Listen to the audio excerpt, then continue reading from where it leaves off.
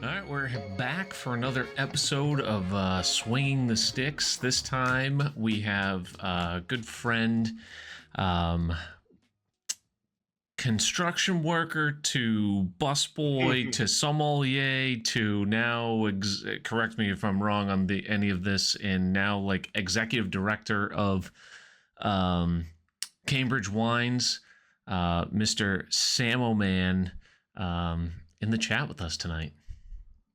Thanks for having me, dude. How's Yep. everything going on your end? You know, it's been busy. I mean, I feel like this is kind of a run back of what we did a couple years ago with Game Chat. That was a solo Game Chat episode that you and I did. And we did get a lot into your background and career. And I'm sure we'll touch base on it a good amount here today. Especially, I find it so interesting. You're kind of rise from almost nothing in the current field that you're in per se to where you are now.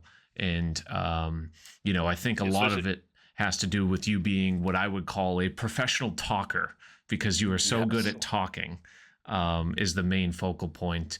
But on the side focal point of tonight's exercise, I've decided US Open is tomorrow.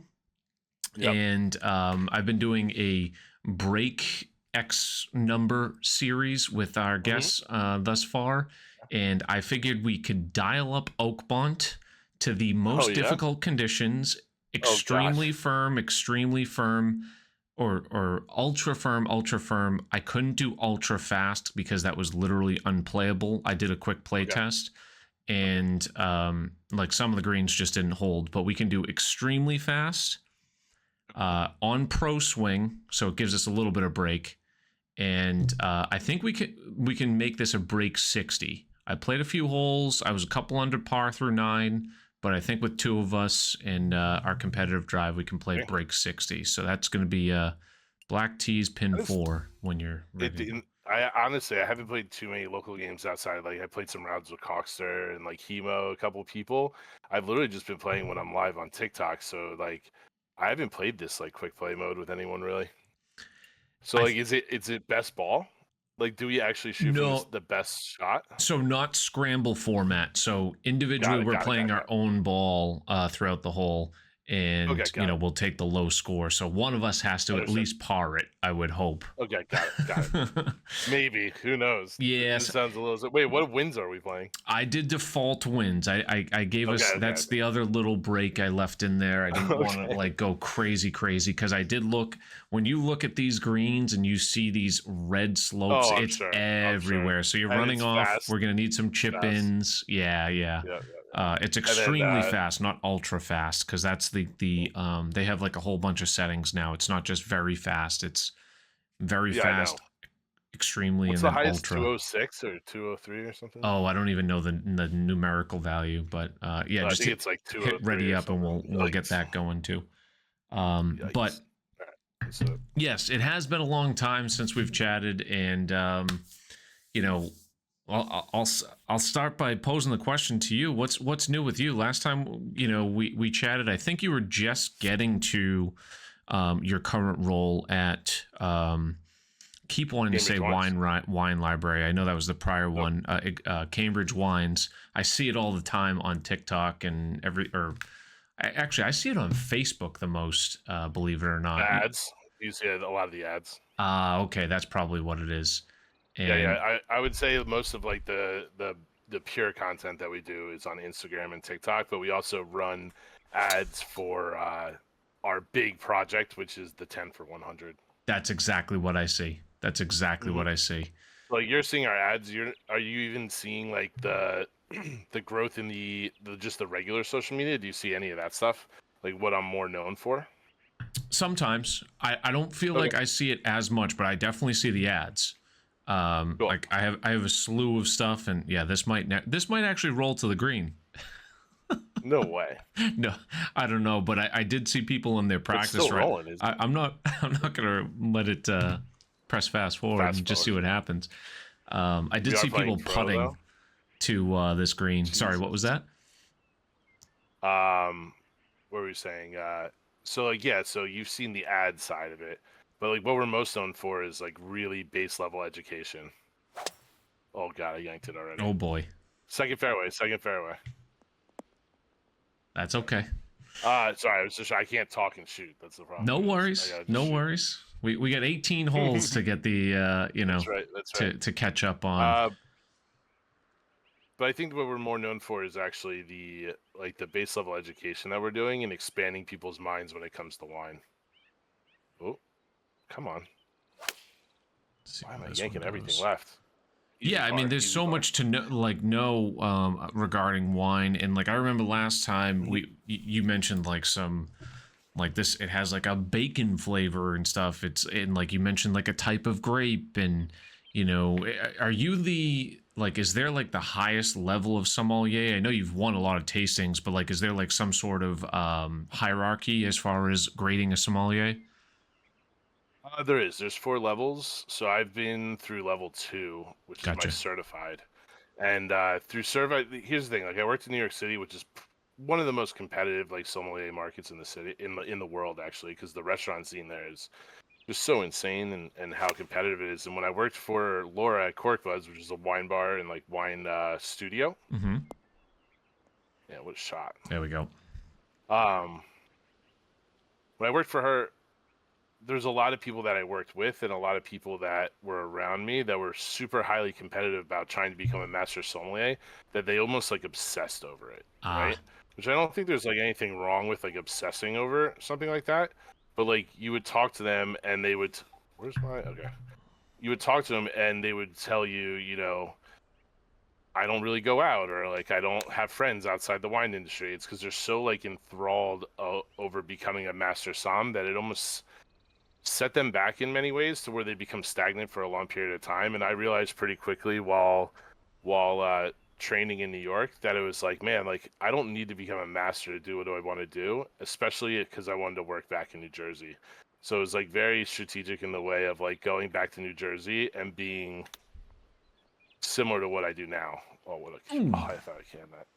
You know what I mean? Yeah, absolutely. And are I you still have friends that are going for their master exam that Jesus, this thing's gonna roll 100 I know times. this is going to happen a lot tonight, so don't worry about it. Just, as long as one of us is there, which, I am on this hole. Oh, there you Practice go. chip I though. feel like there's going to be a Practice lot of chip. chip ins because we're going to be chipping Yeah. quite a bit. So hopefully I can birdie this one. And Um, so I realized there New we go. Jersey's market was very different, and I could go back to New Jersey where I could actually like make a name for myself. I just built my reputation in New Jersey and just did it that way. That's awesome. Yeah. And you can just, I would imagine the past few years that like 10 for 10 program has just skyrocketed your sales, and it's a subscription based right type thing, and that's just the model that everyone is doing these days. And So it's actually ours is even though it runs similar to like a monthly club, you have the choice to buy it or not. So it isn't subscription based. So we just change it every month, and then we put support behind it. mm-hmm. And if you want to buy it for 100, you can. If you don't want to, say like a lot of people will buy a case of wine, they don't go through it in 1 month and they skip a month and then they buy it later, right? There's no like monthly commitment to 10 for 100. It's just about getting people into the system and seeing all the other things that we have to offer as a company. Yeah. That's why you're seeing a lot of ads because that's oh damn, I thought there was more. Because they are that's how we're getting people into our atmosphere of everything we do.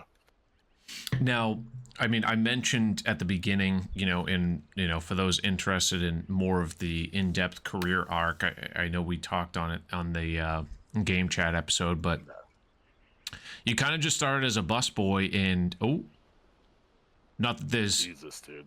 not to diminish that job at all, but like obviously that's the entry level position, and you worked your way up, and eventually it was all due to, if my memory serves me correct, you basically your customer service and ability to kind of talk to anyone, and Yeah, I mean, staying passionate about what you do is super important. So when you are having fun in an industry that's fun. You're talking to people and meeting people. Like it's an industry that it's hard work. Like, don't get me wrong, but it's networking all the time. You know what I mean? Constantly talking to people all the time. Right. And you still like doing that to an extent? I mean, obviously you're not in a restaurant setting anymore, but do you like that customer facing? Like how frequent are you customer facing now? And is that something that you want to be more or less a part of going forward? I'm still pretty customer facing. I spend a lot of times in the stores. I teach a lot of wine classes, like Ooh, okay. even for free, just for clients that are consistent that want to order wine from us. I'll go teach. I teach like a wine club in Morristown. I'll go to people's houses and talk about wine, just because now we've built this like reputation up as a company. You're gonna carry me this whole round. Oh. Um, just make this putt real quick. The old People are just interested in what I do and who I am. So it's like very fun because I get to interact with people, but it can be overwhelming at the same time. To be yeah. fair, it's like constantly busy. There's a lot of expectations that come with it too, but for me, it's just a challenge and makes it more fun. Now, would you say the industry is growing still? Is that like an emerging industry still, or is it kind of No, stagnant or the alcohol industry is taking a massive hit. Overall, A, because of THC becoming so legal in so many prominent places, but B, a lot of health stuff. A lot of people really trying to stay healthy and cutting back on drinking. But Hmm. the industry is just changing a lot too. Like we're going away from the world of I talk about it in generations because there is like different generations, right? Yeah. The older generation of wine drinkers find a wine that they love and they buy cases of it and they drink the same thing every night for eternity. You know what Sure. I'm saying? And the younger generation, our generation and younger, we're going to wine bars, we're going to breweries, we're tasting different things, we're having different experiences, going to tasting menus, 6 courses here, sushi, like all different flavors. So in our generation, why the 10 for 100 works and why what we do is getting people to try new things is because people are now in the world of come try a wine. They try it and they like it. And instead of coming back and buying a case of that wine, they're coming back with trust that you can build them 12 more wines that are great of all different styles. And that's the world that we're heading to in the wine industry. And the people that don't pivot into something of that world are slowing down, they're getting killed. Where people that are pivoting and seeing the new generation of drinkers and taking advantage of it are going to end up winning in the long run. So while my company is growing, the industry is actually slowing, but it's all about how good are you at pivoting and making sure that you're making the right move at the right time. Gotcha. This is a tricky one, huh? Yeah, I mean, it falls off quickly in the back, but I mean, it does seem like there's a little landing area in front of it.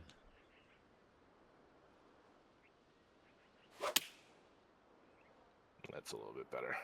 There we go. This should be A little nice. short. Could roll out a little bit, very firm. Yeah. Not terrible. Give you a chance at bird. For sure. So that's interesting. Yeah. So do you feel yourself tied to the wine industry? I mean, at this point, I feel like you've invested a lot of time in this area, but you also have a lot of skills and traits that would carry over, whether it be restaurant or, quite frankly, a lot of different fields. Hell of a putt, by the way. The one thing I don't know if we talked about last time, but like I still like a kind of like a weird bar for myself is like someone who never finished college or like started grinding from like a busboy and up through the industry was like it was kind of important for me to like earn my way to a point where like I'm working semi-normal and semi-consistent that's not like on a crazy restaurant schedule and not on this Right. like crazy mindset of like chaos all the time. And I am at the point now where yeah, I might have to like work later some nights or like help out in the retail stores or like do those things, but I'm working Monday through Friday most weeks, and have real vacation time and a real kind of like consistent week to week like kind of process, and that to me was really important. And getting to that point just took 13 years, 14 years. You know Yeah, what I'm saying? to a degree, I experienced that twice in my life. So I started out at one of my very first jobs, second job after college. College, I graduated. I worked for Putnam Investments just after. Just took the first job that was handed to me, pretty much because I was just happy to have a job. It's not power And trip. you know, it was just a very lousy paying job. And by the time I got promoted, I was significantly behind the pay curve, and they Mm, never compensated me up to where I should be. Like, I almost needed a 50% raise to make up for the ground. Like, the couple years that I had worked there, the entry levels were making more than me because, like, yeah, just inflation, and then I needed to overcome that because I was getting promoted, and they just wouldn't do it. So ultimately, that led me to the car industry, and I had a friend there, and he steered me into the finance sector. But the biggest deterrent, and financially, I did fantastic. The biggest deterrent was nights and weekends all the time, like every holiday, all the weekends, nights, and everything. And it was just brutal, brutal. But even circling way, way further back to um, like my first part-time job, I worked as a chef, like an assistant chef at a nice white tablecloth restaurant. And um, the biggest thing, I was like, I absolutely love this. I love cooking. I love being, making good food and whatever. But the biggest drawback was nights and weekends. It was literally, my shifts were Friday and Saturday nonstop. nights. Yep, yep. You don't get off. You know what I No. mean? And here's the thing. Like I almost, it's crazy that you said because like I justified it in my mind as like, I come from like I grew up in a pretty like affluent area where like pretty much everyone around me went to college and graduated college, and they went on to take jobs that were 9 to 5 office jobs, like normal, corporate level jobs, whether it was in finance or anything else. And I looked at it as like, all right, I'm making great money in restaurants, like I'm doing well, but like I felt like I didn't earn myself a 9 to 5 yet. And it wasn't until like I realized probably like 8 years ago that like, all right, now I'm in such a niche industry that's very, very targeted that I could probably find myself into a job now that has that kind of opportunity for that work-life balance. And it finally just came true. It was just my reputation was too good, and we kind of built it up that way. Come on, just Oh boy. It's open okay. close. Get some spin We're out of the parring sand. everything though. But yeah, so that's like kind of how I justified it. But then now, like if I left my job now, I would still probably be locked into wine, unfortunately. Like, I don't know if my skill set would actually translate. You know what I mean? I'm sure a lot of it would, but it's an easier sell for sure, right?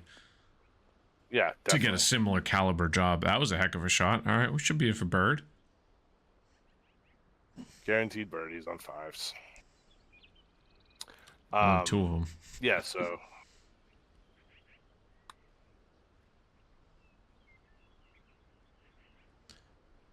Par 70, so I don't know if that's a good or a bad thing for us in the break 60 because there is only two par fives. 60. We're not on pace at all. Or get into the 60s or break 60. Break 60. We're on pace. 3 under through Oof. 4. True. Fair, fair, fair. Yeah, yeah. We just need to go 11 under. Well, you're 3 under through 4. Yeah, so like last time I talked to you were in like first baby mode, I feel like. Yeah. I don't even know if I was at my new job yet. So I now work at a federally funded research and development center for the government, and I'm handling finance contracts and whatnot, and I just absolutely love the job compared to what I couldn't stand before, which was working at a small software company. The actual work is very similar, but working for a big corporation that has 4,000 plus people, as opposed to before I was working for a company that had 80 people, the mindsets, the conversations are just so much different. And like, it was so much pressure all the time in the old job, and it was just it was wearing down.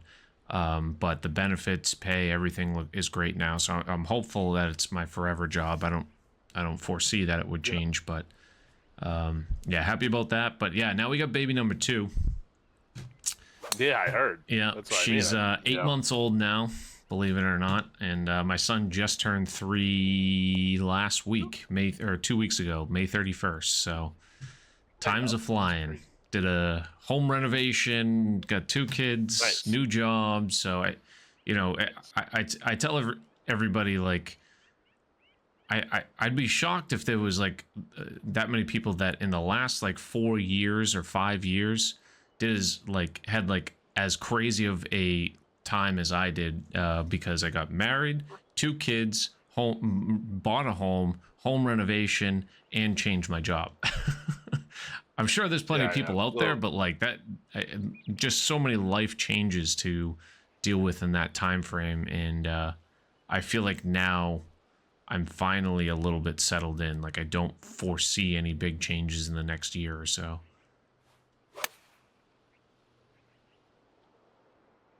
That could be bad. Sit. Bite. Oh, it did have enough spin. Good. There's a very small landing area here. Did you already hit? I blacked out. Nope. Oh, I was going to say. It had did the you lay up animation we were with a walking to the 3-wood? green. Yeah, I know. No, you're just walking up to my shot because it's so far up in the rough. Tricky roll.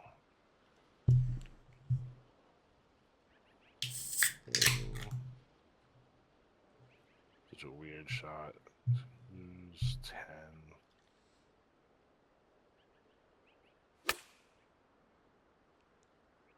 Still Now, no. how have you been on the real life golf front? Have you caved and bought some clubs or played with the guys at work? I know a couple guys you mentioned were really good, and they drag you out I there would yet? say I still play like a couple times, but I haven't like dove in. Honestly, like I've been so busy with work, and I still play disc golf like a ton. Yeah. I've been pretty locked in. You know what I mean? Like it's been pretty. Just grinding out the disc golf scene. Just focus. Yeah, I mean, I play a lot. I have a lot of friends in disc golf, so I play a ton. I played, New Jersey State Championships last 2 weekends ago. Tournaments coming up, Jersey Jam, a lot of stuff just going on, and it's just busy, man. Life's just a little crazy, so pick and choose my battles, and it's kind of why, like, when I got back into doing a little bit of content for the game, like, I didn't go back to Twitch, and I didn't go back to like maybe doing YouTube shorts and like doing some other things. It was like, how do I just keep this as simple as possible and just have fun with it, and not like not saying this in a negative way, but like not overly network with people on this like run to like really try to grow, because once I get overly invested, it'll take my mind away from important things. You know what I mean? Absolutely. So it was like I'm going to keep this as casual as possible and just do TikTok for fun, go live on TikTok and just make TikToks and stick to that. Yep. Our buddy... People are always like... Go ahead. People are always asking me if I'm live on Twitch or Kick or anything. I'm just like, no. Yeah. I'm just here. Here, guys. I know what I mean? I'm just here. Previously, you were doing both the Twitch and the TikTok, but there comes a point where it's like it's too much work and you don't want to do it, right? And it circles back to our buddy Respawn just posted a video on his main channel recently about like, stop playing games you don't like. So many people get trapped into this endless cycle that they feel like they need to do a thing a certain way, but you have to make sure you're enjoying it, and it doesn't even have to be necessarily a streamer or something of that regard. But if you're not enjoying what you're doing, like, why are you even bother doing it? I mean, maybe it's one thing if you're solely dependent on it for an income or something like that, but certainly you're not in the social media sense, like based on your day job and everything. But if you're not enjoying it, then it's going. It's not going to be fun. So yeah, I still see you live on TikTok a good amount. How has that been going? Yeah, it's been awesome. I actually have a lot of fun on it, and I think, like I said, it's a little bit more of a casual feel to it, and I have a great time with it. It's cool. I think a lot of people, it's still back to what I used to do before. It's just, talking to people, talking about sports right now. Like, as much as it sucks but like New York sports are really hot right now. So it's like people you can talk a little shit, meet some people from other places in the country. I'm a big Knicks fan, so like all through the playoffs, wearing the Knicks jersey in the game, Hmm. just go in the hole. Uh, Talking to people on other teams coming in and like them winning, going to the Eastern Conference Finals, and then meeting Pacers fans and being involved in all that stuff, and just like being a Mets fan is great right now. Everything's just clicking for like Mets sport, like New York sports that I love, and yeah, it's great. It's been a good time, and it seems like people are having fun. These greens are insane. This is going I off the know. green too. How are you even Now, playing do you this? just enjoy pain because you're not even a Giants fan? You're a Cowboys fan, correct? I'm a Cowboys fan. Yeah. Yeah, so but like here's the thing, like Cowboys are weird. Like, yes, Dak got hurt. We're not gonna make the playoffs the years that Dak gets hurt. But like every other year, you're in the playoffs, you're in the hunt, there's stuff to follow. Oh, But like yeah. There's for certainly stuff to for follow. That's for so sure. long, for so long though, like being a Mets fan and the Knicks have been terrible for 25 years. You know what I mean? Yeah, Like let's go back to like we Allen went through Houston hell and for 20. Spreewell days, right? Dude, this green is insane. I don't even know how are you even supposed to putt this? I better make this. If I miss it, I'm off the green. Yeah, Dude, every shot here is off the green. just How did you imagine even one get under level par? harder on the green difficulty. I mean, we could have tried that, but I mean, we would have been lucky to. I'm just not even. I'm barely used to it. Does this come back? It Oh, might. come on. All right, we're putting at least. There you go. Jesus. Practice. So yeah, it's just been kind of fun. I really dug into TGC tour settings like pretty hard for the beginning, but now that it's like settled in, uh, come on. There it we go. is. I've been playing some ranked too, which has been fun too. Even though it's like that's my mindless version of the game. It's just playing ranked. Yeah, you're ultra competitive. We know that. What level TGC you at right now? Only at H. I played shitty in the qualifiers. Ah, okay. But I've been playing pretty well recently though, so it's like I'm just waiting for special events. I'll make my jumps. You know what I mean? There you go. It's such a hard grind from the lower side, you know. Yeah, I mean the population's increasing. The game is getting more popular, so it's tough when there's that many people out there. There's obviously all the people that have been playing it forever too, and you know, most of them aren't going anywhere. I mean, I kind of drifted away myself. I qualified for Kinetic, and then I think I played like one or two tournaments, and I've lost my competitive drive because I haven't been able to put in the time.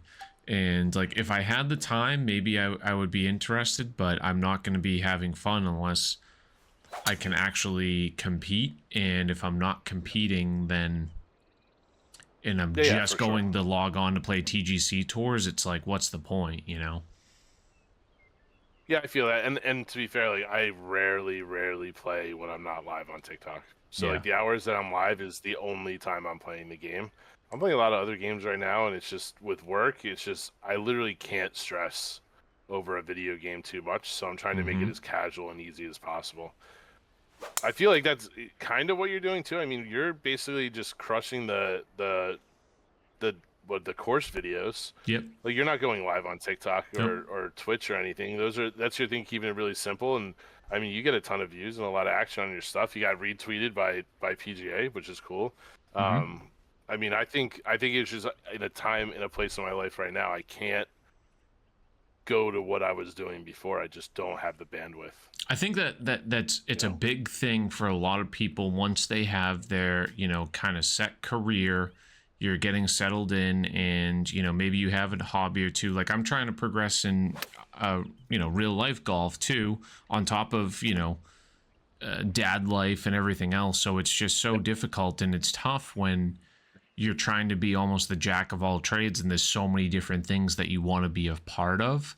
And you know, it's almost better to just, you know, not be that master of none and just focus on a handful of things and really dedicate yourself. And it bums me out because I'd love to have the time to play TGC tours. I'd love to have the time to play some other different games, but you know,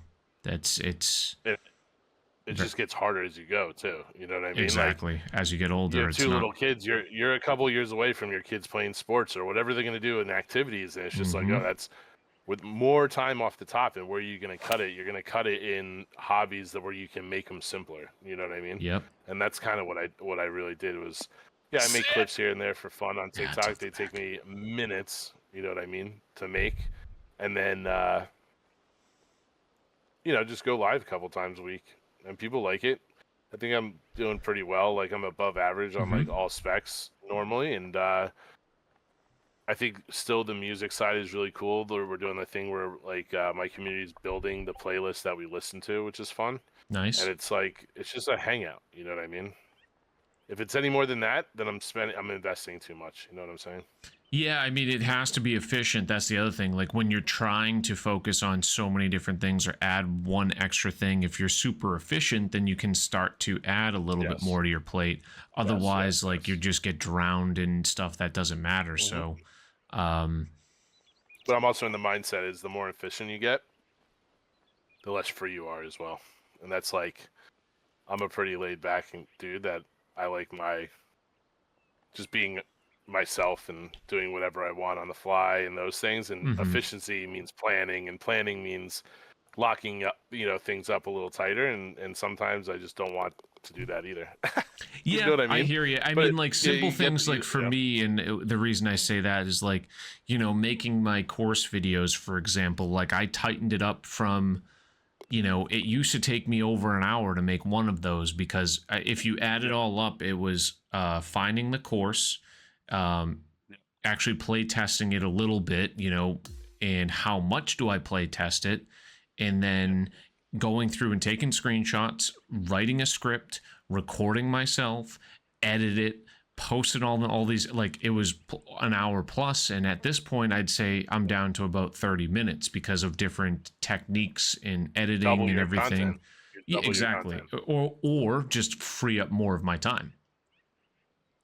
Right, right, right. Spend less time doing it. Right. So instead of 7 hours a week, it's 3.5. And those other 3.5, I could be doing something else like getting better in my real golf game or something like that. So um, that sort of efficiency has, and there's not always that avenue that you can become more efficient, but to a large degree, I'm addicted to It's it. improving inefficiencies. Yeah, This yeah, is the for sure. large, this is the long It, par four, par three that they were all playing. 290 something yards, absolute behemoth. I truly think they're going to shoot over par this week. My money's on Bryson. good. Did you see the interviews with the? They asked them what an 18 handicap would shoot on the course I, in the I, current I, settings. Did I you see saw this? them post that, but I was at work and I couldn't listen to it. I bet you Super they all viral, said dude. way over 100. I would imagine. What do you think? Some people were way over 100, but like most of them were anywhere between 130. What the? Yeah. 130 and 150. I'd say like if they're legit 18, like some people like they're like, Yeah, oh yeah, I yeah, get I it. got Like a like a soft 6 18. or a 7 on that Soft hole, you know what 18. I mean? And then at the end of the day, they're an Yeah, yeah, yeah. 18. Like I take like let's take myself for example. I'm a 15.6, so I'm pretty darn Yep. close. I Yep. shot Yep. an 82, but I like as my lowest score, and that was a few months ago. Yep. And It's every and penalty, every shot, everything, every right? single one, I would think Mm. and I just played Wolf Creek and I was well over 100. I bet you I'm around 120 here at I Oakmont. even when like I only play a couple times a year and I go out for really fun, but like my friends are always like, oh, like you can just like make a drop, whatever, blah blah. It's like no, like I want to play my actual score, even if it's terrible. Yeah, it's You know what I it's mean? it's finding the fine line of having fun slash if you're trying to be competitive at it, which I know to an extent, you are at just about everything. I mean, whether or not real life golf is going down that avenue or not is another thing. But if you're trying to be a part of the competitive atmosphere and record a handicap, I think that's like the only way to do it. You're cheating yourself or you're cheating For others sure. otherwise. So in disc golf, there's when you play tournaments. Wait until I show you the head on this beer I just got, by the way. Wait until you see this thing. Oh, babe. Oh my God. Floating That's out like of a the good top. inch and a half over the top of that glass. Um. Anyway, so it's like in disc golf, because disc golf like pars and everything are so different from course to course. But when you do a tournament there, it's basically an algorithm that takes everyone and their rating in a tournament, and then according to how you shoot, the algorithm takes what basically a scratch thousand rated golfer would be, and then compares your round to that and spits out a rating for the round. Does that make sense? Yep. So in turn, there's a natural marketing side of the PDGA, the organization, is because you have a rating. There's a bar set for you that says this is the skill level that you are, right? A specific number. Yep. And in golf, it's the handicap. When you go with your buddies or you're catching up with people and they're like, oh, you golf? You're like, yeah. What's the first thing you want to know about the other person? Handicap. What's your handicap, dude? I want to know how good you are because I know I'm a 12. So if you're telling me you're a 12, I know how good you are. If you say you're a 3, you're like, holy shit, you're a 3. Like, Yep. that is crazy. You know what I mean? Or if you say you're a 20, you're like, all right, you're learning. You know what I mean? Like, you're getting there. Like, it is what it is. Right. So, like, in disc golf, they have a similar thing to that. For me, it's like, I know what I shoot in regular golf, and I'm just there to have fun, but I still want to know. Sure. You know what I'm saying? Like, Sure. I still want to, like, I want to know where I sit compared to friends and everybody I know that golfs. Like, my boss just took second place in the New Jersey Amateur, like the big tournament. You know what I mean? Sure. And then I have friends that are like eight handicaps. And I'm like, oh, you don't have a shot against my boss. Yeah. You know what I mean? Like, Yeah. you're just like a scrub, and I'm shooting like 110s. Yeah, the other thing too You know what is I mean? like the one time, right? Like, so you're trying to break 100, right? Would that be your ultimate goal? Yeah. So Yeah, for sure. If I did one day, it is what it is. right. So, for example, my last round, I was 5 over through 8, and breaking 90 for me is always a huge thing. I've done it maybe 4 or 5 times. So, I want to break 90. On the 9th hole, I got a triple bogey 7, and on the 10th hole, I ended up hitting 3 in the water. Now, it was a par 4. I could have picked up and wrote down 7 on the card and just said, screw it, right? But no, I wanted to play it out. I wrote down the 11 that I got, and I moved on. And had I wrote down a 7, I could have potentially broke 90 that day. Like, I was, like, right on the line. Like, even with that 11, I think I shot, like, a 94, so it would have been, like, 90 on the nose, but it's just like that thing too. It's just like, I know really I didn't shoot and break 90. So it's like, it feels like I would be cheating myself. So you can do it whichever way you want, but Sure, for sure. Yeah. It's just, to me, it just makes sense. Like, why would I want to inflate my skill level instead of just taking the score and just really just, what am I? You know what I'm saying? Like, what am I to the world? And if I'm a terrible golfer, then I'm a terrible golfer. It is what it is. Like, I don't really care, enough to, like, really for it to matter with me. Where my other friends, like, getting a half stroke off the handicap in a year is like, when you're an 8 is like the biggest accomplishment on the planet, For me, it's gaining rating points in the PDGA. Sure. In golf, as long as you're not affecting pace of play, and you're not, also being not authentic and, like, cheating yourself, or, I mean, more importantly, cheating others out of strokes, then, I mean, I always say play till you finish the hole, unless it's really just eating you alive, and you just want to pick up. That's always an option. But where are these balls going? They're not going on the green, I'll tell you that. Oh, wait a minute. Whoa. Oh, back to the fairway. It kicked it out into the fairway instead of the rough, at least. This is just absurd. So, like, it also feels good when you know what your skill level is, and then you go out there and you pull off that round that, like, it's like, okay, I just shot, like, a legit round of golf. So, like, the big thing for me is, like, disc golf's a lot cheaper than golf, right, in general. So I play a lot of tournaments, but I'll play up in my division. Like, I'll go play AM1, which is 1 level from pro, or I'll play pro if they're playing the layout that I want to play. So, like, a lot of times the lower divisions play a shorter layout. You know what I'm saying? Okay, yeah. It would be like shorter tees. So for me, it's like, shorter tees. It's like easier course. But to me, like, if I'm gonna drive an hour and a half to go play a tournament, like, I want to play the best layout. So I'll play like up in my division, take the L, but since I'm paying $40 for the entire day, it doesn't feel bad losing the tournament. You know, Yeah, I'm getting 2 rounds of competitive golf in like sure. a tournament structure for $40 when I go play 1 round of booze golf with my buddies and I spent 250 on the day. I know. You know what I'm Golf saying? is It's like just it's crazy. astronomical, the It's so price. It's expensive. so tough to Yeah. So justify. like Is this last the day year, out? so like I have my rating. I'm not like great. I'm like 880 or whatever. I've always want to shoot over 900. That's always my goal every tournament. But last year, I didn't play AM day. I played the pro day of a big New Jersey tournament, like a really well known one. Mm-hmm. And the layout, it's one of the hardest layouts of the year. And I'm the lowest rated player in a 72 person field by I think the next highest up for me was like 30 rating points higher than me, which is equivalent to like 5 strokes Uh-huh. in handicap if you're gonna put it in math. And I just shot out of my mind. I missed the cash line at a 72, which was 30 people by 1 stroke. I Wow. shot a 965, almost 100 over my rating both rounds. Hmm. So it was just like you go out there, you're just shooting at, when you go out and you're just like, that was the best round of my life, like Yep. some of the best rounds of my life. I just happen to do them in tournaments because that's when I get a rating out of them. So I Okay. actually like understand the bar. Because if I go play a casual round, it doesn't spit a rating out at me because there's no algorithm of all the other players playing. There's no like aggregate that creates a rating out of the round. Gotcha. Gotcha. You know. It- like it is like golf. Like you're just counting strokes, right? You're counting Yeah. throws. Yep. Okay. Yep. Same thing as golf. It's Yep. just a different rating system. That's all.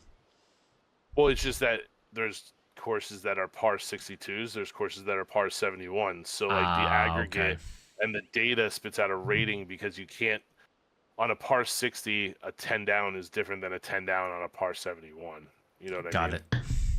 So what it does is it takes the data of everyone that played the tournament that day, comes up with a number that says, okay, 1,000 rated players should shoot this round, right? Mm-hmm. This score, and then gives you a rating according to how you did to that score. So if Gotcha. you shot better, it would be over 1,000. If you shot worse, where it would be under 1,000.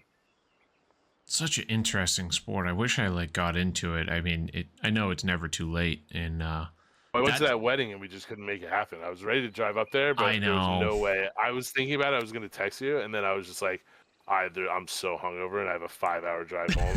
Yeah, I'm that not going to wasn't text gonna work. right now. Don't tell me this goes Mhm. off. All right. Feel free to go for it. I got par locked in. 224s are the greens. Is that what it is? Yeah, I thought 202s were the highest. Yeah. So And this I isn't even did. the This isn't even highest. the highest setting. We're on extremely. We're not on ultra. Get in there. Dude, Oh. it gained speed. Like Yeah. significant. I tapped that thing. It's insane. This tournament's gonna This be is just wild torture. this week. I I don't know can't. how I don't know how you're shooting so well. I still don't understand. Um, I don't know. yeah, so it's a lot of fun. The community is amazing. Like the long weekends we go on, I love driving out and playing cool courses all around my area. Especially we have some of the great courses, new courses popping up left and right. And like I say, it's cheap.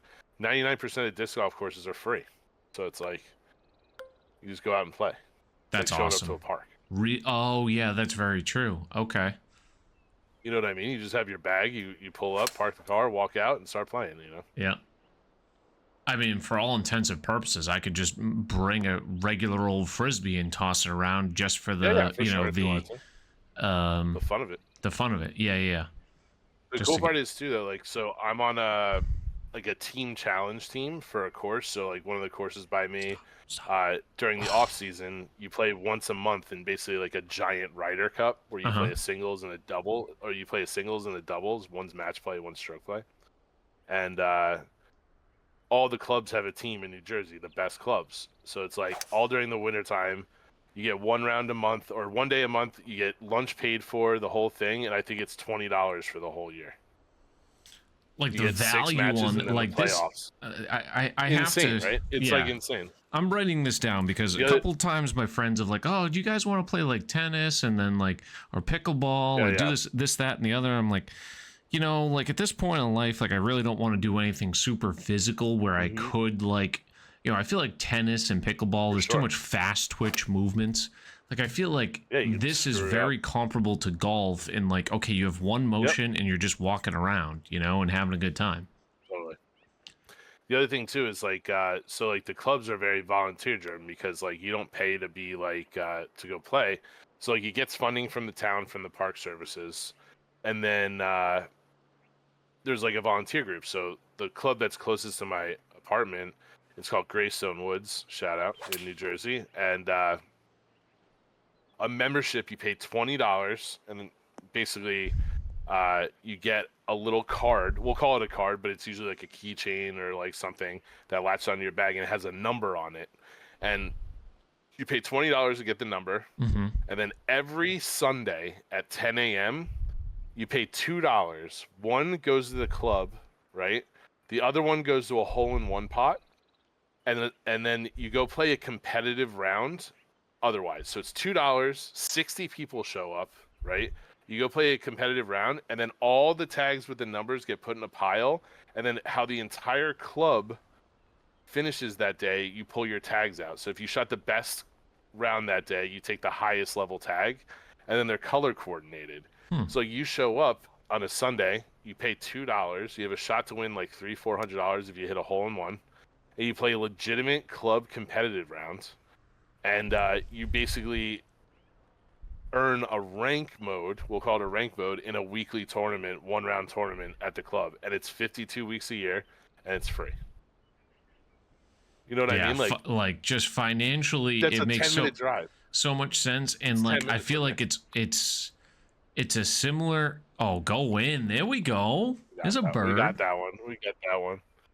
We got that one. Yeah, it's just so smart. And then the tournaments, like I said, like we spent New Jersey State's was 2 rounds on Saturday at Mercer Park down by Princeton University. Oh no, 1 round at Mercer Park by Princeton University, a second round in down by the shore at a place called Thompson Park, and then you came back for day 2, and it was tee times at Mercer all day long. 170 players, all different skill divisions, the whole thing, and the whole weekend was $60.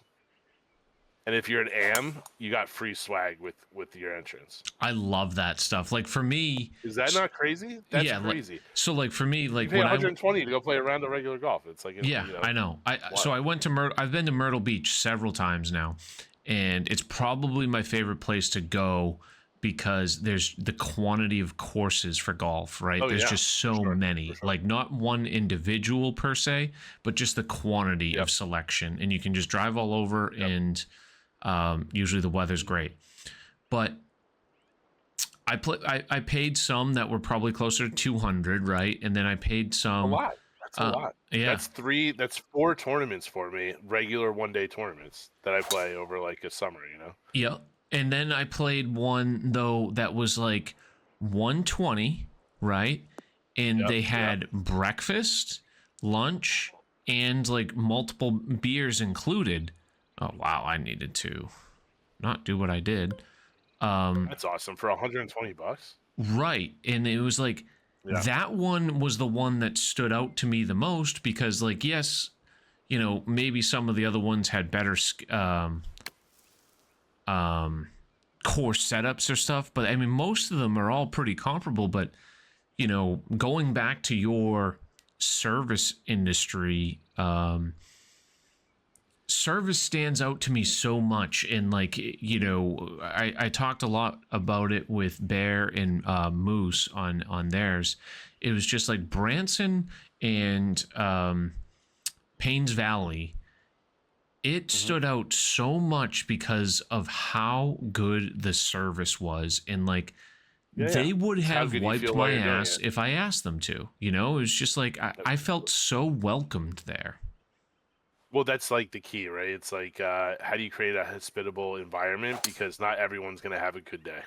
Yes. Like, people pay a lot of money to go to Paynes Valley and shoot golf and have a round of golf, right? and they get up in the morning and they're ready to golf. They want to shoot a great round at Paynes Valley. Can I hit some pars? Can I hit some birdies? I'm excited for this. And sometimes you pay all that money that you saved up to go play Paynes Valley. It doesn't work out for you. And that could be very disappointing. So the great golf courses of the world are always going to spend the money in the hospitality side of it, because it'll take a person like that and change their mind about their experience. And not that, it's like it, yeah. Not that it's you just, have to worry about a normal. career change at any point, but that's where I feel like you would just knock it out of the park. If you ever had a career sure. pivot, hospitality, you would just. Yeah, well, I come from restaurants, you know Right. what I mean? But for sure. I would love to like run like the thing is I would go back into the restaurant scene, but it would probably be for like a restaurant group where I'm running a wine program and I don't have to be Sure. on the floor. Mm-hmm. You know what I mean? It's a little bit more of like a Stable 9 to 5. overhead. Yeah, but also just like an overarching, Mm-hmm. job, and not a day to day. Mm-hmm. You know what I mean? Be soft. Stop. Where are you going? Going off the back of So the hard to green or get it something. close. Jesus. And see ya. See ya. All right. We're both laying 3, hitting 4. Mhm. Let's see if we can get this one in the vicinity here. Oh boy. That might be off the front. I think it is. Yeah, We might have a bogey here. Even if it is. Oh, You can putt there. okay. We're putting. All right, You can we're on the putt- green. You can putt from that friend. Gotta lock in. Yeah, right. This is a crazy shot. Ball way above the feet. This The is a weird animation's one. gonna be hilarious. Yep. Baseball swing. Oh, right on line. Bite. Oh. Come back. Yeah, trickle We're back, good, we're trickle good, back. we're A little bit more, a little bit more. All right. We'll take it. 2 putts for take it. par. Ugh. Do you play the miss? Do you play the miss on those shots? Would you do a flop? My flop shots, my super flops, flop shot, super flop, I think are the two. Yeah, I think that's both ones. I literally play the miss. I just play my natural swing Yes. and adjust to the left. Agreed. I don't Yep. even. I I don't. didn't Screw, even- I'll take the lost distance. I take the lost distance and just don't mess with my swing. And just hope that I Bear can showed beat me the that left. cheese, and I absolutely love it. Come on. There it is, clutch par. Keep us There we bogey go. free, I believe. Yeah, I'd cheese that for sure. I realized it pretty quick that you don't lose that much distance, and I was like, okay, like I'm just gonna. Yeah, I'm once just you gonna kind of play figure the out the miss every numbers, single then time. it's yeah. Let's see where we're standing here. What hole are we I think on? we're at 9. Are we at- 12, no, we're not at 12th 9. hole. Yep. Front 9. 1, 2, 3, 4, 5, 6 under through 12. So we're on pace for 9 under, which would be a 61. So So we gotta slightly get an eagle behind somewhere. pace. Yeah.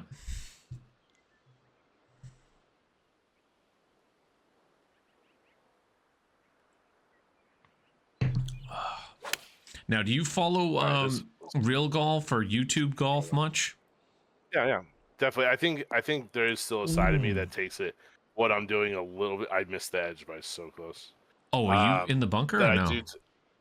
Yeah, It I had am the right on bunker edge. animation. I missed that. Yeah, I'm in the bunker, but I'm just saying I missed that little kick over. You'll see it on the green. Okay. I was playing a little bit left with the backstop and hoping that it would come back.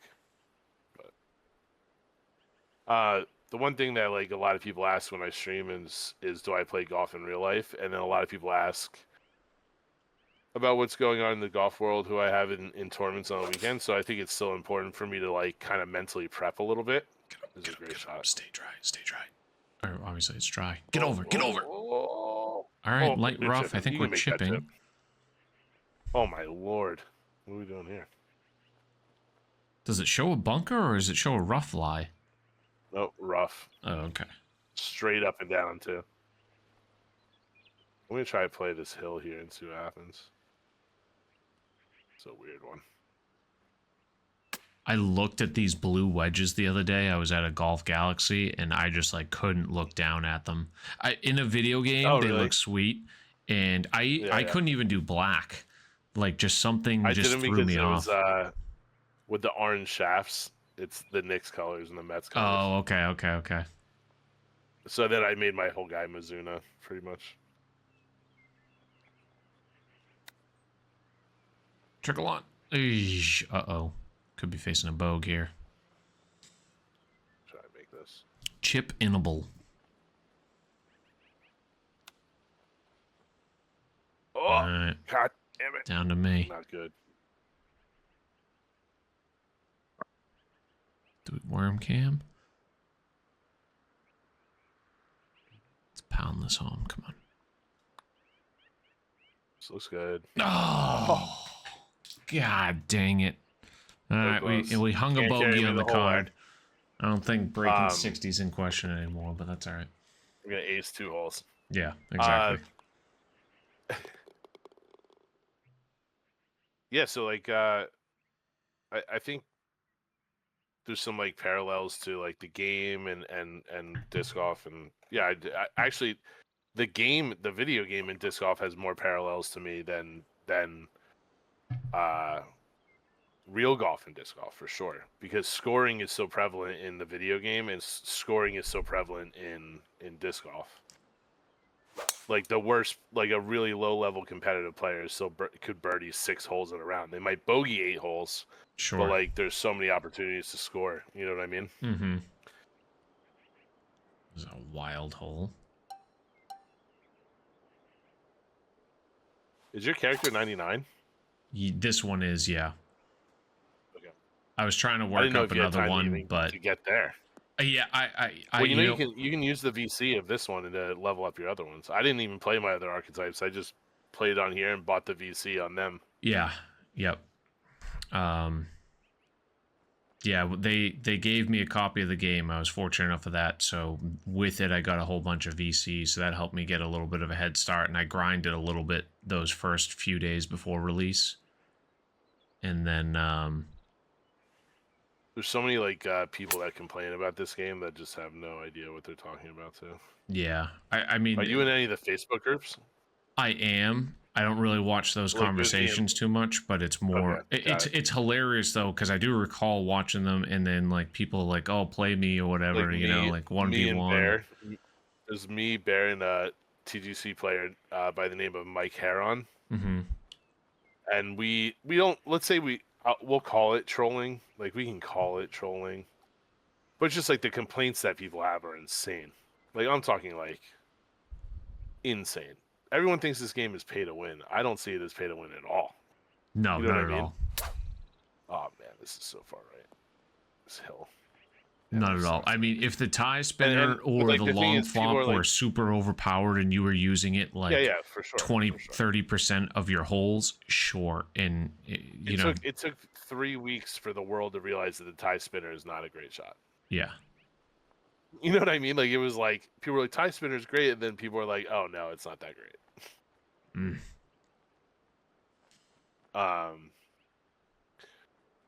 Yeah, it's good seeing everyone playing again. It's good seeing like a real good pop, like the success stories from like all the OGs. Like I'm not even OG. I consider myself pretty old in the group now. Like in what people are doing. I'm not saying I'm not that, but like you're talking about like the C mounts of the world. Seeing him get partner is like pretty amazing. I know. You know what I mean? And like these things that like he's been begging for that since like 21. He's been fighting for those numbers, and he finally got it. You know what I mean? Like. It's good that this one get in there. Oof. Oh, this game brought some eyes enough to like turn the corner for a couple people, which was awesome. There's new faces. It seems like they care, and for someone there's enough content to retain people right now too. Yeah, exactly. Like I feel like if I was a full-time content creator, like I would be thrilled with this product because there's just so much. They're at least trying. Like it's night and day compared to 23 where, and like people after day one stopped talking about the graphics improvement. Like the jump from from 23 to this is night and day. And like, a lot of people, that was a huge turnoff. people don't want to talk about it, but it is a little bit more meat in the middle with EA Road to the Masters than people give it credit for when it comes to the building of the character, the skill tree, Mm-hmm. and the things that they did, which I guess it was from that dev that came over from EA's Road to the Masters, right? Yes, Someone told me that there was like a dev that came over, that's correct. but he didn't take away the integrity of the game. Like he didn't take away the fact that like the thing with EA was you could be shitty at the game and build up a character and all of a sudden be good. You know what I mean? Like be like Right. solid. Like if you Mm-hmm. don't play this game, if you don't play the game, like I'm talking do the quests, build out your characters, all those things, like you're not going to be great. If you're not willing to practice, you're not going to make it high on the TGC tours. If you're not willing to like put in a little bit of time, you're just not going to be that good. And that is they kept that integrity of the game, and that's why it's as good as it is. And with that's all why the it's looked at difficulty as settings, great it's as it is. accessible for everyone too, you know? For So it's like, sure, hey, for you sure. want to play on competitive? Sure. But if you also Yep. want to play as low as Perfect Swing, like I remember I was playing on Perfect Swing and I was still shooting like 500, 600 because I was just trying to fly through Yep. rounds. It's like it's not automatic that you're shooting 20 under. Like, yeah, maybe if I took my Yep. time and everything.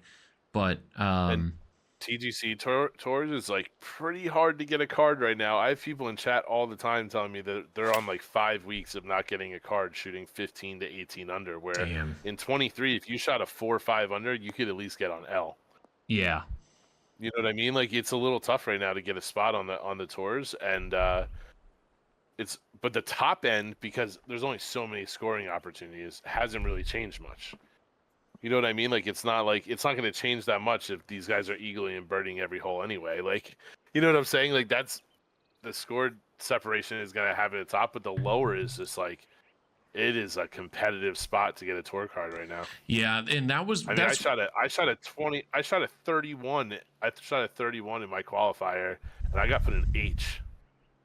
I shot a 28 in 2K23, and I got put in kinetic and held it the whole time. that's where once you get to kinetic and maybe up to elite, I don't feel that's where I feel like it starts to a little bit lose its fun unless you're absolutely grinding the crap out of this game because people are so good and consistent. So it just becomes like the grind through CC. I remember was so fun, and I'm sure it still is to this day because it actually gives you hope that there's some improvement that you can make. Like you see guys like Hemo, for example, like he's just at the low end of plat for like the better of 3 years, really, right? Or like maybe he's like the top end of elite, but it's just the same. You're not progressing, right? So it's just it's got to like be so frustrating. That's what isn't that what golf is? Like True. that's literally what, like if they're gonna run a golf simulation like that, that's literally what golf is. Yes. Like No, you know what I mean? I Like agree. and that's how the TGC tour should be. So like I agree. the hard part for what people don't realize is like you have to separate the two in your mind and realize that like if you're gonna play TGC tours, if you want to take it seriously and make a run at a pro tour, like it takes more than just playing the weekly. You know what I mean? Like it's especially very like I remember when Emiliano, this is like man. early 2K21, when Emiliano won CCA, he won CCA to get into kinetic. Nice shot. Thank you. He won CCA to get into kinetic, and it was one of his biggest streams because I think CCA is the hardest division to get out of because CCA is just a bunch of pro players that can't get out of CC, and it's a freaking mosh of a bunch of people that are shooting like 50 under par to get a promo mark. You know what I mean? Like it's just the Wild insane. West in CCA. It's insane. It's a bunch of kinetic elite players, maybe even some platinum level players sprinkle in there that didn't have a great qualifier. You know what I mean? And they're all competing in CCA where they're running it over. And when Emiliano won, it was like such a big deal. I look at the scores now and like, dude, these guys are shooting out of their minds. Like, it's so hard.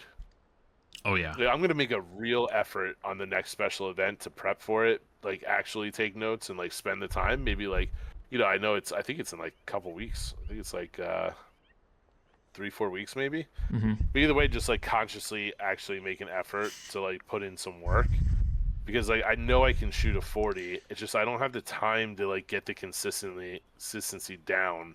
I would Like I almost was able to do in 2K23. relate You know what I mean? the CCs are like the grind from in the enjoyment of real life golf.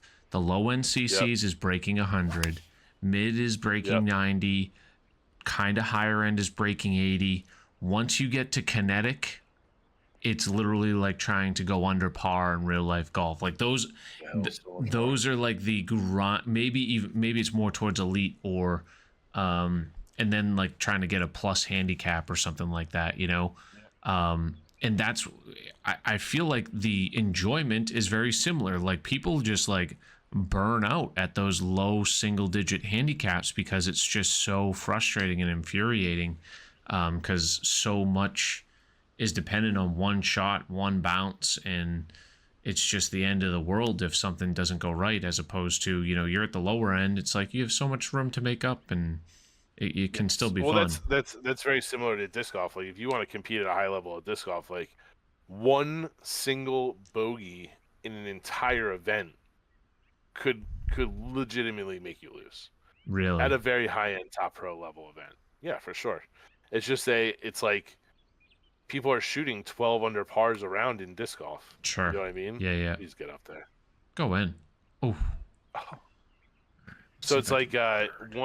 one over 4 rounds. It's like one bogey is like detrimental when everyone else around you is also shooting 12 to 15 under par. Come on, come on. Dude, who Oh, is this guy? Wow, low side. man.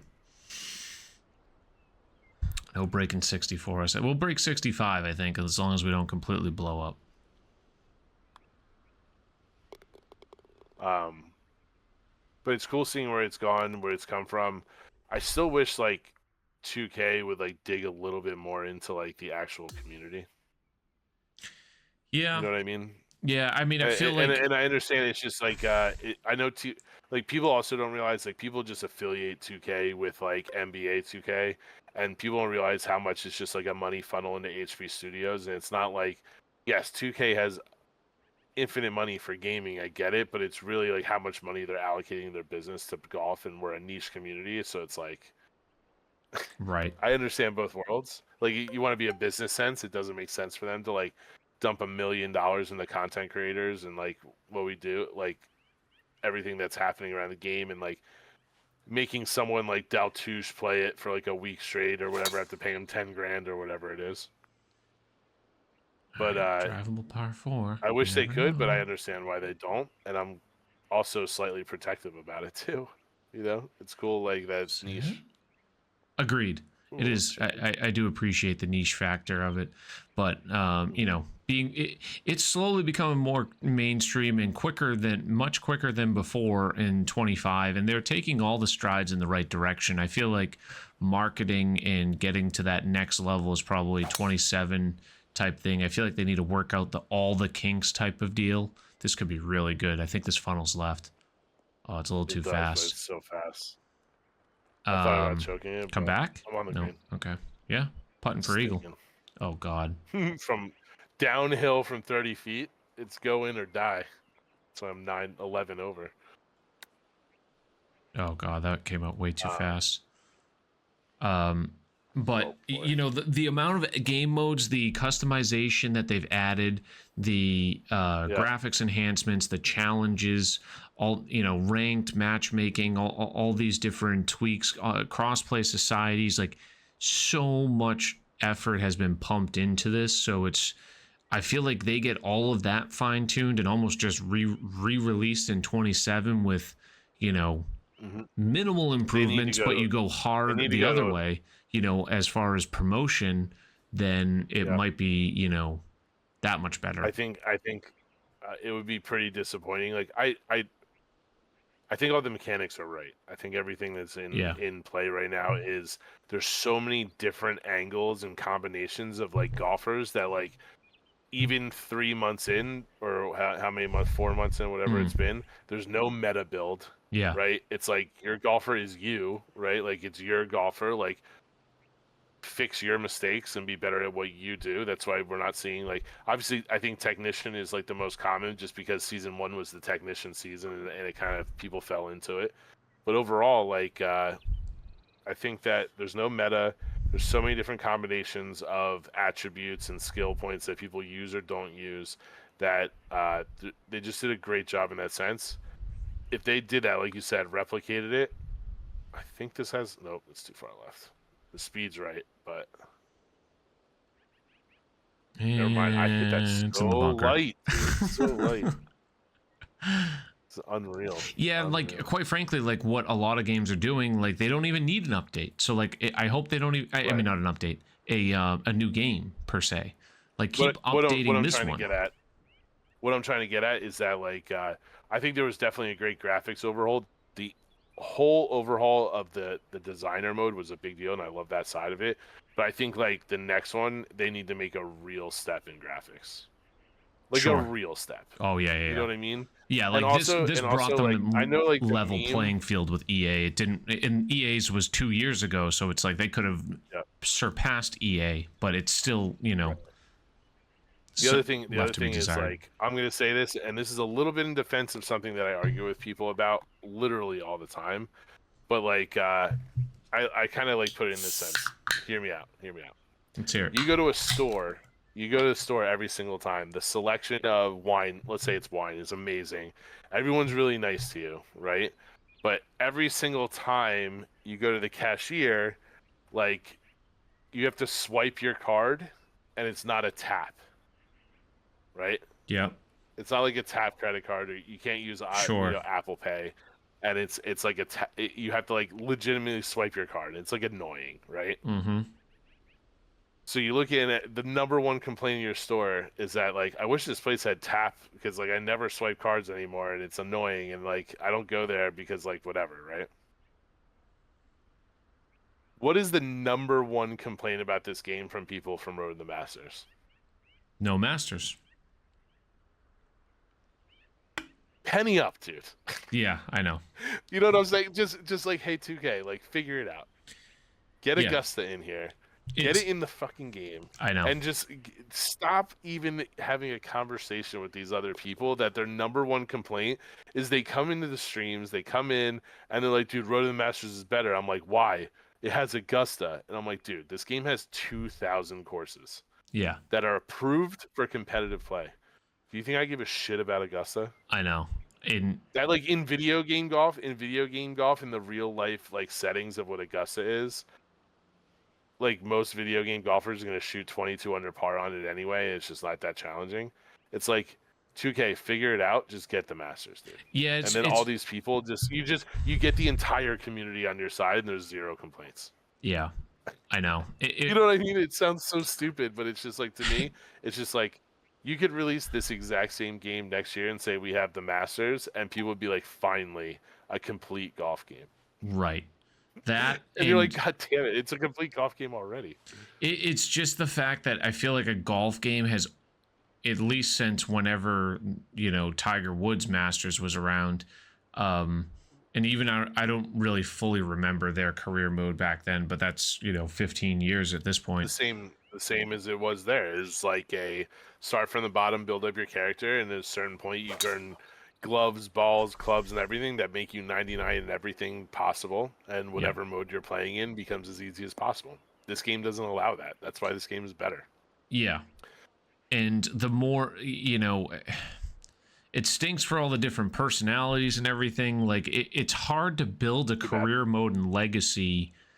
I'm trying to Yep, play devil's advocate here without the yep, masters, like legit masters, yep, and without totally. all the legit names in the game. Like yeah, you Right, have right. like a decent slew of them, but then like you don't have like literally the number one golfer in the Sure. world. You don't have the number two golfer in the Well, world. it's the same reason why the game loses connection during ranked for some people and those things. There's things that money is limited on what they can Yeah, do. Could you imagine what the amount of money it is to get Scotty Scheffler in a game? He's probably like, I don't give a shit if I'm never in a game ever. yeah, I want $1 million. I make $40 million a year. You put me in a video game, I want $1 million. And HB is gonna be like, only Tiger Woods gets I that know, level of money. and it stinks. It's just what it is. It's just The what it is. the You know? players are the ones that suffer because it's like back in the day, you grow up and you're used to just all of the. I mean, I don't think any golf game ever had all the players, right? It was always just a limited player set.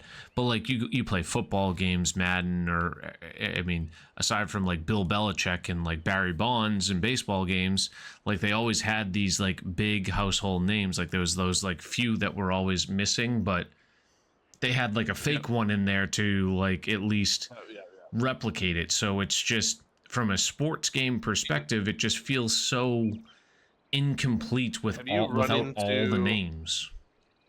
Have you run into any other golf gamers on TikTok? Like, are you scanning TikTok for fun, or are you just basically putting your content and not really watching? The only person that I've interacted with is Jesus Christ, what's his name? Is it Nick something? Paul? Oh no, okay. Well, you know, like to me, like I know we're playing PGA 2K. Mm-hmm. But like, there's a guy called Paul. I think it's like Zach Dubs. Zach Dubs. Oh, sorry. Zach Dubs. Yeah, he's a big one. He's like a bigger one though, like a little bit. He started more Call of Duty, but he's been heavy into. So like I he's verified, right, on TikTok. I'm pretty sure. I mean, he's got like 1 million. So yeah, I would think. Yeah. Would you think you can get him on a podcast? Because I would love to hear his story. That'd be great. Yeah. I mean, I've interacted with him a handful of times, been in his streams on Twitch and whatever. So, yeah, I was hoping that this will gain a little bit of traction and then start to reach out to various people, because that's mainly the idea of this podcast, is to try to get different people's backstories, and they don't even necessarily have to be super into competing in this game. It's just more, do you have this game? And hey, I like golf. You probably like golf because you own this game, and let's just shoot the shit. And like, yeah, I'd love to, we talked so much about disc golf, and we didn't really get too much into like wine and that sort of stuff. But I mean, the service industry and like just those sort of various topics. Like I feel like that's simulate a round of golf like we would have in real life. Yeah. Just because right now, like I still think that there's like a general kind of talk, like it's golf gaming, right? Like I feel like that's a genre in its own. Yeah. Does that make sense? Sure. So like there's a couple people out there. One, his name's Paul. I want to say his last name's like Grud or Grude, but he put up a fucking like one of the golden teas in his kitchen. Oh no, I'm not. Nope, never mind. Paul. So like he put it up in his kitchen, and it was one of like the temporary ones, and he put it on his TV, and he just started streaming it on TikTok. And it's like, it's golden tea, dude. Like everyone remembers going to the bar and ripping golden tea. Yep. And now the guy just started out, and for fun, he doesn't even post much stuff on his TikTok, like when it comes to posts, but he goes live, and to the point where Golden Tea sent him like the $8,000 full Golden Tea, system that you can buy from them. Gave him a creator code to like, if people ever bought like the smaller one, to get him whatever. And his story is like amazing, and all he does is play Golden Tea in his fucking kitchen, and he's like unbelievable. The reason why I brought that up is because there's another guy. I gotta text that plays his name. Tiger He Woods. plays a little PGA too. You saw him, dude? Yes. And he tries to break like the crazy scores. Yeah, like trying to break 50 or something like crazy, or like trying to break 48 or something. 35, right? He's trying to break 35 right now. Yeah. On like a course that he's like albiing every single par 5 or whatever.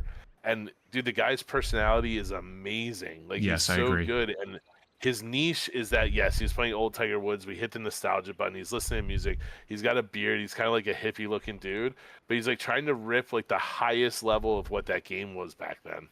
You know what I mean? And we're all just like, oh, this guy was on a different level. You know what I mean? Yeah. Oh yeah. He sees 120 yards out with a pitch, and he's like, I'm gonna can this thing for Albatross. Right. Like, you know what I'm saying? Like, it's so sick. He's like, it's so ridiculous. Piece of cake. And I just want to talk to this guy, and I just want to hear his story, because those two guys are kind of off the beaten path outside the 2K world. Like, there's a couple guys like me and a couple others in the 2K world that get good viewership, but I think those guys really resonate in the video game golf world on TikTok right now, and it's pretty impressive what they're doing. Yeah, I mean, I'm definitely gonna stay in my comfort zone for the first dozen or so podcasts, but like, I'll definitely venture out. I'm getting a little bit more familiar with it. I still, despite having over 100 Red Fast reviews and however many podcasts and talking in front of a camera, streaming and everything, I still have kinks I want to work out and be prepared. Perfectionist. Yeah, like I don't like to be unprepared, and don't want it to be something that I'm not proud of. But I mean, it's all learning curve, of You're gonna course, and it's trial and error, exactly. and If not you're gonna do it, do it at the best of what your ability is at that point. For me right now, I legitimately don't have time to do it at the best of my ability. So it's run OBS on the side, run TikTok Studio Live, and just clip good shots, and then just post good shots, and then go live. Like I yeah, can't do more than that. So how do I do that the best I can? I figured it out, and you just roll with it from there. yep. Now, where do you see yourself? Like, let's say if you had to project yourself 5 years from now, both content wise and career Yeah. wise, do you think you're in a similar place? Like, is there an ideal place you want to be? So I'm actually, this is a good. I literally just had a talk with the CEO of our company.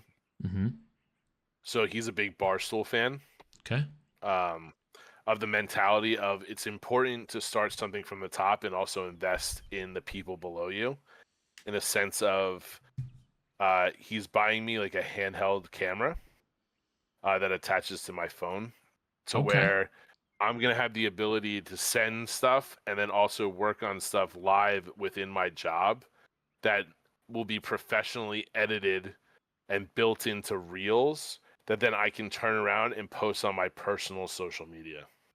Wow. Okay. So is that like So kind of so what like live streamers do? Like if I'm watching like a big one, like I mean Kai Senate or something it's like more that. on, yeah, it's something like that for sure, but it's more on the sense of, obviously this is all work stuff, so it'll be like, hey, I'm tasting this, or I'm going through reports, what am I doing, what am I talking about, and then they professionally edit it into shorts for me, and then I can post it to build my own personal brand.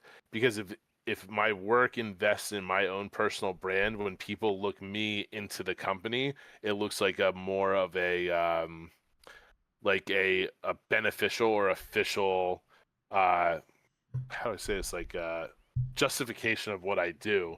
Is if Mm-hmm. my brand, let's say I got to 100,000 followers on Instagram, I can't do that on my own because I'm not good enough to put out professional level edited reels. Sure.